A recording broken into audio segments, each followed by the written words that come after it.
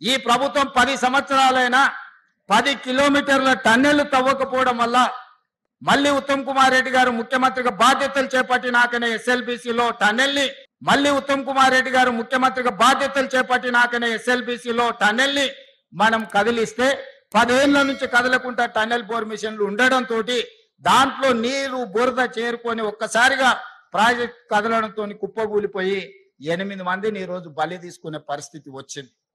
తెలంగాణ రాష్ట్రం వచ్చినాక కూడా నల్గొండకు 3,60,000 ఎకరాలకు నీళ్లిచ్చే గ్రావిటీతో నీళ్ళిచ్చే ఎస్ఎల్బిసి ఎందుకు ఆగిపోయిందో ఎవరు నిర్లక్ష్యంతో హార్డ్లీ 2,000 కోట్లు ఖర్చు పెడితే 3,60,000 ఎకరాలకు నీళ్లు వచ్చేది.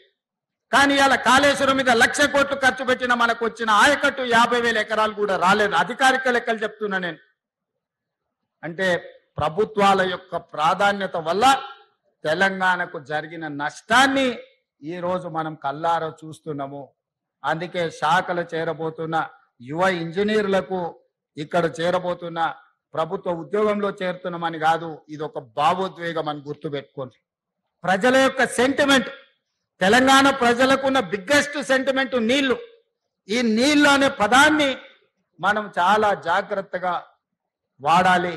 ఈ ప్రాజెక్టులను పూర్తి చెయ్యాలి. ప్రభుత్వం వైపు నుంచి సంపూర్ణంగా సహకరించి ఈరోజు నిజంగా సమయం వచ్చినప్పుడు ఖర్చు పెడతామంటే నీళ్ళకు ఖర్చు పెడతామంటే నిధులకు షార్టేజ్ వచ్చింది. అయినా ఏదో ఒకటి ప్రయత్నం చేస్తాం. తప్పకుండా సాగునీటి ప్రాజెక్టులు ఏవైతే ఉన్నాయో ఎస్ఎల్బిసి కానీ, కల్వకుర్తి కానీ, పాలమూరు రంగారెడ్డి ఎత్తిపోతలు కానీ, భీమా నెట్టంపాటుతో పాటు సీతారామ సాగర్ లాంటి ప్రాజెక్టులు కానీ, సమ్మక్క సారలక్క లాంటి ప్రాజెక్టులు, దేవాదుల ప్రాజెక్టులను మొదటి ప్రాధాన్యత కింద పెట్టుకొని పూర్తి చేస్తాము.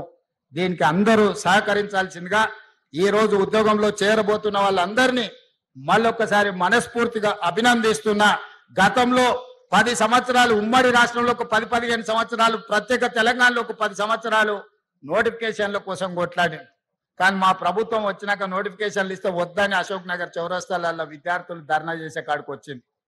ఎందుకంటే మా ప్రభుత్వం యొక్క ప్రాధాన్యత మా ఉద్యోగాలే కాదు, మీకు కూడా ఉద్యోగాలు ఇవ్వాలన్న లక్ష్యంతో ఈరోజు పనిచేసినాము. ఈ 14 నెలల్లో మీకు తెలుసు 60,000 ప్రభుత్వ ఉద్యోగ నియామకాలు చేపట్టి దేశంలోనే చరిత్ర సృష్టించినము. ప్రైవేట్ లో 1,00,000 ఉద్యోగాలు ఇచ్చినాం. 3 లక్షల కోట్ల రూపాయల ప్రైవేట్ కార్పొరేట్ పెట్టుబడులు తీసుకొచ్చినాము. యువత యొక్క విద్య, యువత యొక్క ఉద్యోగాలు మా ప్రభుత్వం యొక్క మొదటి ప్రాధాన్యత. అందుకే ఈరోజు ప్రభుత్వం ఉన్న ఖాళీలన్నిటిని కూడా భర్తీ చేసే బాధ్యత తీసుకున్నాం. ఈ రోజు గ్రూప్ 1 లో కూడా 563 మంది గ్రూప్ 1 ఉద్యోగులకు ఈ రోజు నియామక పత్రాలు ఇచ్చే సందర్భంలో కొంతమంది రాజకీయ ప్రేరేపితమైన పిటిషన్లు హైకోర్టులో వేసి ఉద్యోగ నియామకాలను అడ్డుకుంటున్నారు. 2011లో ఉమ్మడి రాష్ట్రంలో కిరణ్ కుమార్ రెడ్డి గారు నియామకాలు చేపడితే 15 సంవత్సరాలు గ్రూప్ 1 ఉద్యోగాల నియామకాలు చేపట్టలే. ఆనాడు పరీక్షలు నిర్వహిస్తే ప్రశ్న పత్రాలు జిరాక్స్ సెంటర్లలో అమ్ముకున్నారు. మేము వచ్చిన తర్వాత పకడ్బందీగా 563 గ్రూప్ 1 ఆఫీసర్లను తెలంగాణలో ఉమ్మడి రాష్ట్రంలో కూడా అన్ని ఉద్యోగాలు ఇవ్వలే. ఇవాళ ఇవ్వడానికి అంత ప్రక్రియ మొత్తం పూర్తి అయిపోయింది. కేవలం ఒక ఇనెలిజిబుల్ పర్సన్స్ పోయి ఈ రోజు అక్కడ కోర్టులో స్టే తీసుకొచ్చి 563 గ్రూప్ 1 ఉద్యోగాలను అడ్డుకుంటారు. రాష్ట్రంలో ఎవడు కూడా రేవంత్ రెడ్డిని ముఖ్యమంత్రి కింద చూస్తలేడు. మీరు ఇక అంటే మళ్ళీ ఇంకొని కేసు పెడతాడు, వాన్ లోపలెత్తాడు. నేను అనా ఆయన ఎవరో మర్చిపోయిండు పేరు అని నేను అనా. ఎందుకన్నా అంటే నిన్ను ఎవడు